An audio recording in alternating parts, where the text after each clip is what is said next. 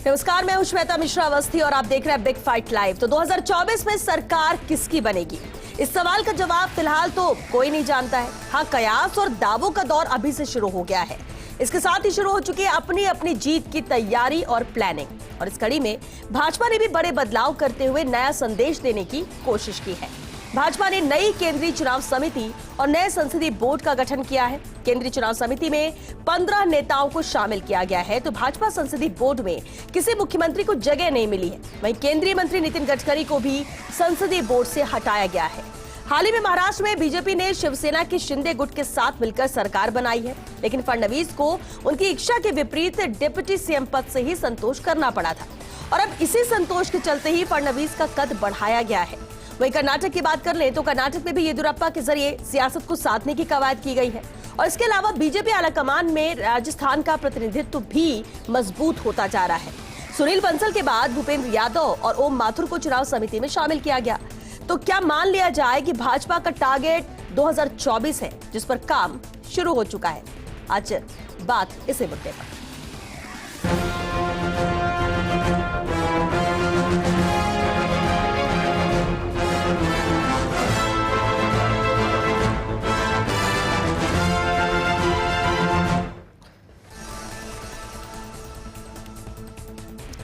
और चलिए इस खास मुद्दे पर चर्चा के लिए खास मेहमान हमारे साथ जुड़ चुके हैं। सबसे पहले उनसे रूबरू करा दें आपको। बीजेपी विधायक वासुदेव देवनानी जी हैं, आप नेता मयंक त्यागी जी हैं, राजनीतिक विश्लेषक पृथ्वी जैमिनी जी भी चर्चा में शामिल हुए और साथ ही दिल्ली न्यूज एडिटर अदिति नागर भी हमारे साथ जुड़ चुकी हैं। बहुत स्वागत है आप सभी का बिग फाइट लाइव में। शुरुआत वासुदेव देवनानी जी आपसे ही करते हैं।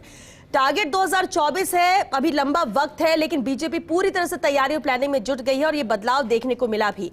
लेकिन सबसे अहम सवाल जो हर किसी के जहन में है कि आखिर क्यों इस बोर्ड से नितिन गडकरी को हटाया गया?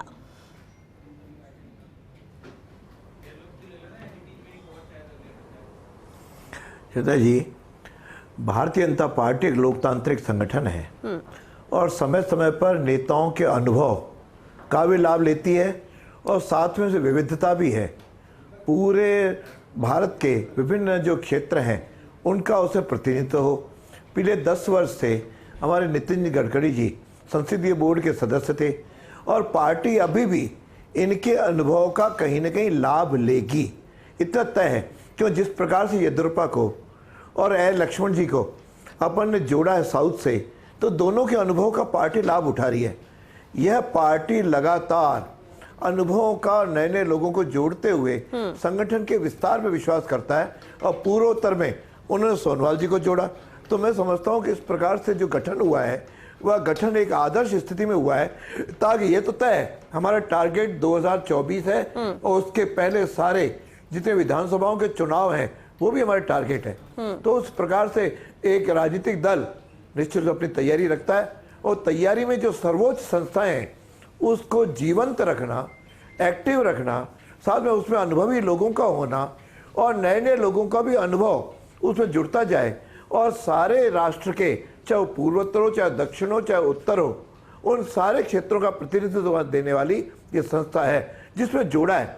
आप देखो महिला को भी जोड़ा है और महिला जैसे सुधा यादव, इनके आपको ध्यान हो कि इनके पतिदेव कारगिल के युद्ध में शहीद हो गए थे, तो महिला को भी सम्मान दिया है, साथ में सेना। बिल्कुल, और इसमें कोई शक नहीं और कोई सवाल नहीं। देखिए, लोगों को जोड़ा गया, आपने सभी दिशाओं का भी जिक्र किया कि किस तरह से सबको एक साथ लाकर और इस संसदीय बोर्ड को तैयार किया गया, लेकिन सवाल वही का वही है कि क्या अनुभव में कमी रह गई, ये काम ठीक नहीं था, नितिन गडकरी को हटाया क्यों गया, जबकि वो तो राष्ट्रीय अध्यक्ष भी रह चुके हैं, एक्सपीरियंस उनका फायदा ही देता।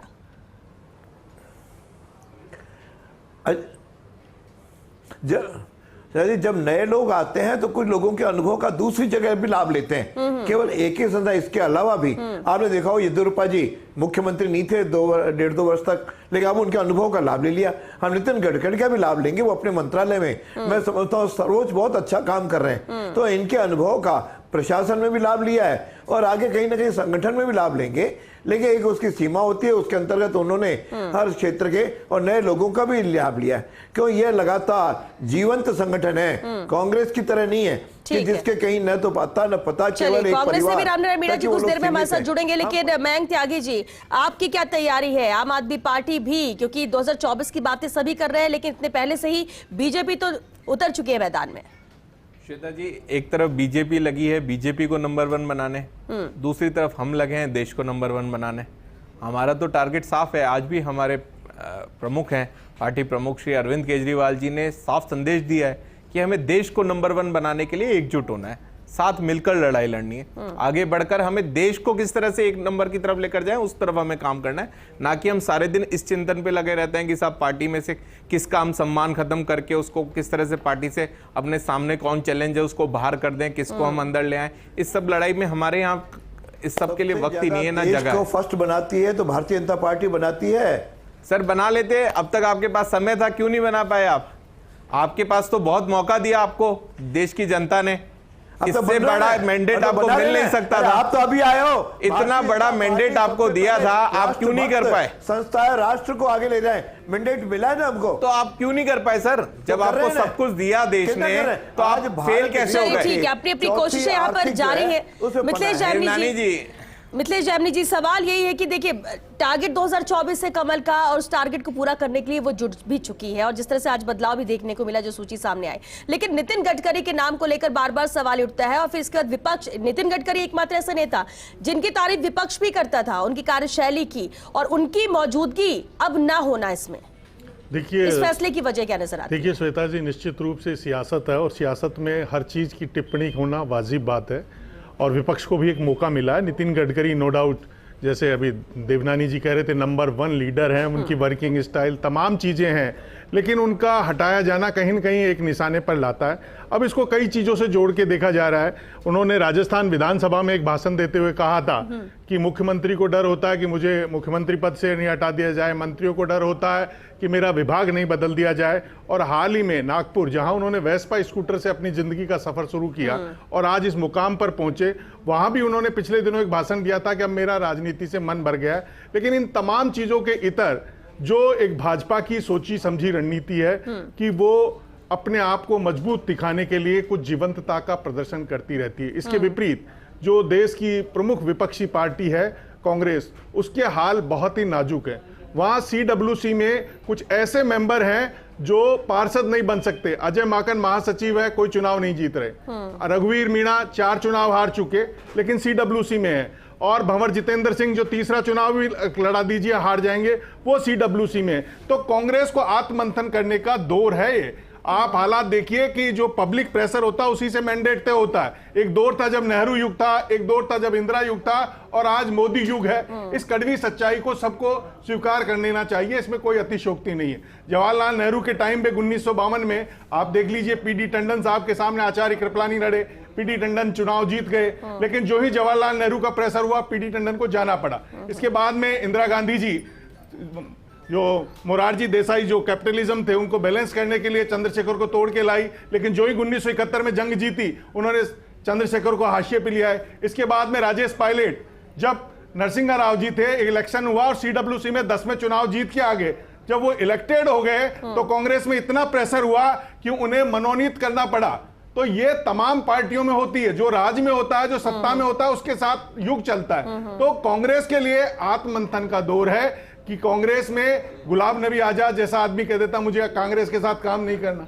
तमाम जो चीजें हैं, एक बड़ी मैगजीन का सर्वे आया कि मनमोहन सिंह के इतर कांग्रेस को कौन खड़ा कर सकता है, लेकिन उसका नाम लेना राजस्थान में कांग्रेसियों के लिए अपना पद खोने के बराबर हो रहा है। तो जो कांग्रेस के हालात है वो उनको दूर करना चाहिए कि हम उनके राष्ट्रीय अध्यक्ष बनने को तैयार नहीं है। राहुल गांधी कभी कहते हैं मल्लिकार्जुन खड़गे बनेंगे, कभी कह रहे हैं अशोक गहलोत के अनुभव का उपयोग करेंगे। अशोक गहलोत चाहते हैं कि मैं मुख्यमंत्री रहते हुए कांग्रेस का राष्ट्रीय अध्यक्ष बनूं। तो ये जो मोदी जी की आज सबसे बड़ी चुनौती है, उन्होंने पहले आदिवासियों को साधा और शिवराज चौहान को जब इससे हटाया तो सत्यनारायण जटिया को ले लिया, जो SC के बड़े नेता है, और ज्योतिरादित्य सिंधिया जो उनको तैयार करना है। पूरा कैलकुलेशन है बीजेपी का, पूरी तैयारी के साथ वो एक एक नाम को चुनकर लेकर आ रही है। ये बिल्कुल अहम।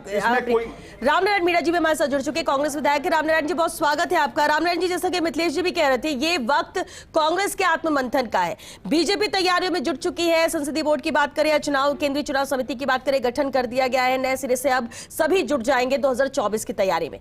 कांग्रेस की बात करें, आत्ममंथन की तो जरूरत है, लेकिन अभी तो अध्यक्ष ही तय नहीं हो पा रहा। अभी भी उसी में कंफ्यूजन, असमंजस बना हुआ है। राहुल गांधी बनेंगे नहीं बनेंगे, कौन बनेगा, कैसे इसको संभाला जाएगा?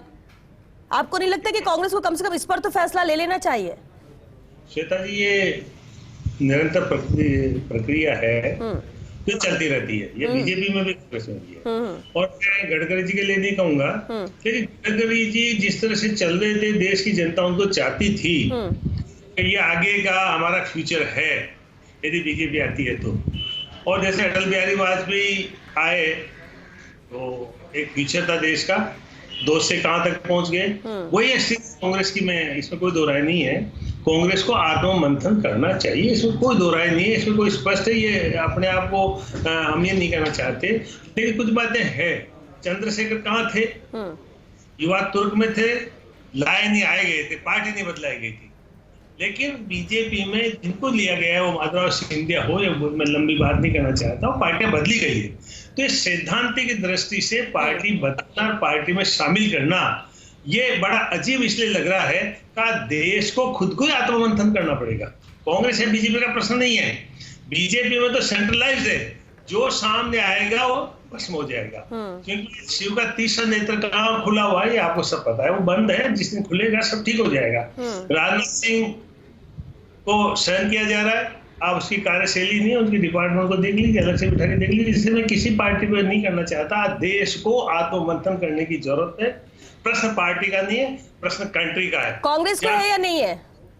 बिल्कुल सभी पार्टीज को है, अकेली कांग्रेस को नहीं है। ये कहना कि कांग्रेस नीचे जाती जा रही है, इसका मतलब उसको आत्ममंथन की जरूरत है या नहीं है, ये सवाल नहीं है। सवाल है देश को आत्ममंथन। आप ये कह रहे हैं कि देश को आत्ममंथन की जरूरत है, सभी पार्टियों को आत्ममंथन की जरूरत है। ठीक है रामराज जी, अदिति भी हमारे साथ बनी हुई। अदिति, ये जो बदलाव किया गया है बीजेपी में, ये जो समिति में बदलाव किया, पार्लियामेंट्री बोर्ड में बदलाव किया, ये नई लिस्ट के समीकरण क्या कहते हैं?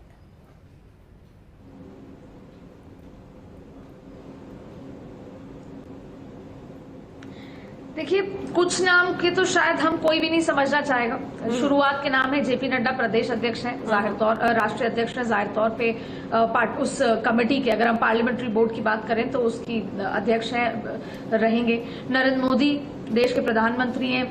राजनाथ सिंह, अब क्योंकि बार बार मैंने इस चर्चा में भी देखा और जब से ये लिस्ट आई है, नितिन गडकरी, शिवराज सिंह चौहान, येदियुरप्पा और सर्बानंद सोनोवाल।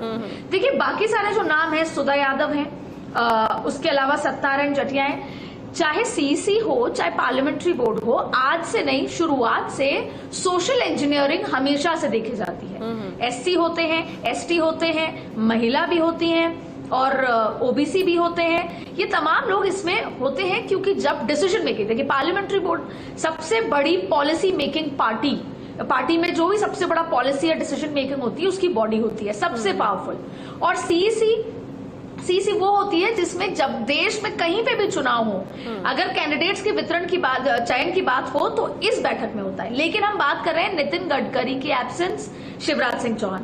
तो जो सूत्र हैं वो ये बता रहे हैं, क्योंकि लॉजिक है, जाहिर तौर पे अमित शाह, मोदी और शाह, एमएस वाली जो ये पार्टी है, अब जो एवी वाली पार्टी नहीं रही है, अटल वाजपेयी वाली, एमएस वाली पार्टी में अलग तरीके से काम होता है, बताया नहीं जाता, पूछा नहीं जाता, केवल डिसीजन होते हैं, सरप्राइजेस होते हैं। तो यहाँ पे अगर शिवराज सिंह चौहान की बात करें, दरअसल एक बात बीच में आई थी कि योगी आदित्यनाथ चीफ मिनिस्टर है। आपको एक बार मैं पहले लेके जाऊंगी कि जब एक बार पार्लियामेंट्री बोर्ड में जब सीएम थे नरेंद्र मोदी, तो उनको पार्लियामेंट्री बोर्ड का सदस्य बनाया गया था और फिर राजनाथ अध्यक्ष थे, उनको हटा दिया गया था। अभी भी ये चर्चा आई कि कुछ समय से कि क्या योगी आदित्यनाथ पार्लियामेंट्री बोर्ड के सदस्य होंगे, पर अगर शिवराज सिंह चौहान मुख्यमंत्री रहते हुए सदस्य हैं और योगी आदित्यनाथ नहीं है, तो यही कहीं ना कहीं वजह मानी जा रही है। इसलिए शिवराज सिंह चौहान को भी हटाया गया। पहले राजनाथ जी के टाइम पर जब वो अध्यक्ष थे, मोदी जी सीएम थे, उनको हटाया गया था।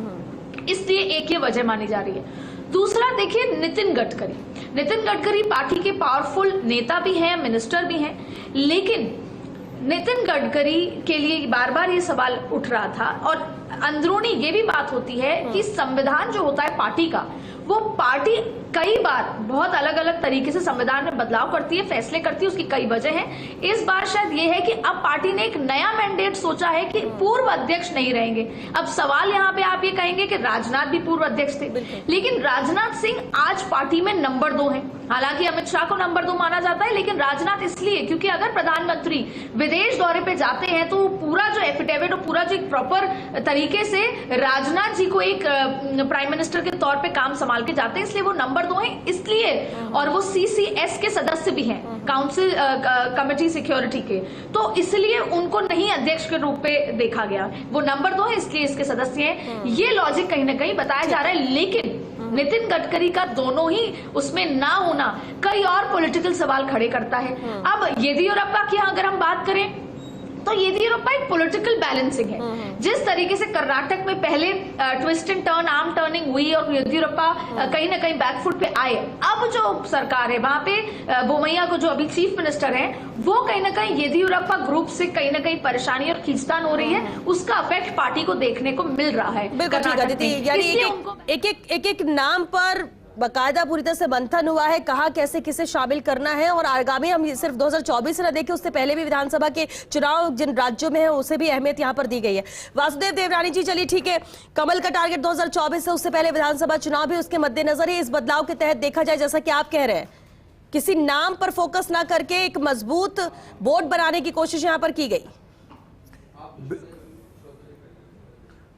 संगठन हम व्यक्तिगत नाम को साथ साथ पूरे पार्टी का के भी ध्यान रखते हैं। और जैसा अभी क्या, सबसे पहले तो हमारे राष्ट्र सर्वोपरि है। शायद बीजेपी एकमात्र पार्टी है जो नेशन फर्स्ट नीचे कार्यकर्ताओं तक ले जाती है, पार्टी सेकंड और पर्सन थर्ड। तो हमारे व्यक्ति जो है लास्ट में आता है। और इतना बड़ा विशाल संगठन और हमारे अनुभवी कार्यकर्ताओं की हमारे यहाँ एक बहुत लंबी चौड़ी फौज है, उसमें से हम क्षेत्र वाइज और अनुभवी लोगों का चयन करके अपना लक्ष्य आगे तय करते हैं। ठीक है, क्योंकि वक्त भी खत्म हो रहा है, एक बार और रिएक्शन हम जरूर ले लें। रामनारायण जी, 2024 का टारगेट फोकस तो कांग्रेस का भी है, लेकिन उससे पहले क्या माना जाए कि स्टेट वाइज जो राज्यों में चुनाव विधानसभा होने उस पर ज्यादा फोकस कांग्रेस कर रही है? बिल्कुल, ये सही है। प्रत्येक राज्य को देखा जा रहा है, बहुत जल्दी आपको इसका नतीजा मिलेगा, ऐसा नहीं है। लेकिन अभी देवनानी जी ने जैसा फरमाया, ऐसा हमारा उद्देश्य राष्ट्र, यदि राष्ट्र आपका उद्देश्य होता तो फिर बेरोजगारी नहीं बढ़ती और पार्टी में इस तरह के झगड़े नहीं होते। आज नितिन गडकरी को जाते उसका, इसलिए प्रश्न ये है क्या देश की सीमाएं सुरक्षित है? मैं अलग से इनसे बहस करना चाहता हूँ। क्या देश आगे बढ़ रहा है? 1974 में मैं इसलिए कह रहा हूँ, इंदिरा जी ने अनुच्छेद किया था, भारत राष्ट्र विश्व का 6 नंबर का देश था, आज कहाँ पहुंच गया है। ठीक है रामनारायण जी, और इसलिए आप बार बार कह रहे हैं कि देश को बचाने और देश को आत्ममंथन करने की जरूरत है, सीधे तौर पर जनता से आपकी ये बात है। मिथिलेश जामनी जी, एक ओवरऑल लास्ट कमेंट जरूर चाहें। देखिए श्वेता जी, पॉलिटिक्स में एक पब्लिक परसेप्शन सेट करना होता है, और वो पब्लिक परसेप्शन इन्होंने सेट कर दिया कि प्रेसिडेंट में इन्होंने ट्राइबल को ले लिया, और अब SC को, महिला, यादव, जो बिहार को जो हुआ है उसको देखते हुए जो तमाम जो इनका एक सोशल इंजीनियरिंग का एक ग्रेट पिक्चर बना दिया है। अब उसके इम्प्लीमेंट और उसके आउटपुट कितना आता है ये 2023 के चुनाव में राजस्थान में और मध्य प्रदेश में देखना पड़ेगा। अगर ज्योतिरादित्य सिंधिया का कद बढ़ाने के लिए शिवराज चौहान को हटाया गया है तो वो मामा के नाम से वहां मशहूर है और खेत में और खलियान में घुस जाते हैं, तो कहीं मामा की छवि को कम करने के लिए जैसा असम में इन्होंने प्रयोग किया है वैसा प्रयोग अगर MP में करने जा रहे हैं तो शिवराज चौहान पॉलिटिकली बहुत स्मार्ट है, हो सकता है MP में कांग्रेस को फायदा हो जाए। तो ये तमाम चीजें देखनी पड़ेगी। राजस्थान में निश्चित रूप से राजस्थान का कद बढ़ा है तो लोग लिए गए, ओम माथुर जी भी लिए गए, उससे एक चीज तय हो गई है कि जो 2 गुटों में बटी हुई राजस्थान की भाजपा है उसमें जो वसुंधरा राजे जी का विपरीत वाला गुट है वो थोड़ा थोड़ा मजबूत होता नजर आ रहा है, वो 2023 के परिणामों में भी लक्षित होगा। ठीक है, क्योंकि वक्त खत्म हो चुका है। बहुत शुक्रिया आप सभी का इस चर्चा में शामिल होने के लिए। तो देखिए, बदलाव यहाँ पर किया गया है और समीकरण भी यहाँ पर साधने की कोशिश की गई है। आज भले ही बात की जाए किस नाम को हटाया गया, किसे जोड़ा यहाँ पर गया है, लेकिन इतना तय है कि 2024 की तैयारी में बीजेपी जिस तरह से जुट गई है और उसकी इस तैयारी को देखते हुए दूसरी पार्टियां भी कहीं ना कहीं फोकस करेंगी और ज्यादा से ज्यादा मैंडेट लाने की कोशिश रहेगी। कोशिश ये रहेगी कि अपनी पार्टी को भी मजबूत किया जाए, लेकिन जरूरत यहां पर जरूर है कि जो बदलाव किए जा रहे हैं 2024 तो है ही टारगेट, लेकिन उससे पहले कई अहम राज्य ऐसे हैं हिंदी बेल्ट के जिसमें चुनाव होने जा रहे हैं। हम अगर हम 2022 के एंड की बात कर लिया 2023 की, तो फोकस उसे लेकर भी है और इसलिए बेहद अहम राजनीति भी अब देश की होने लगी इस चुनावों के मद्देनजर। चलिए इसी के साथ बिग फाइट लाइव में आज के लिए बस इतना ही। नमस्कार।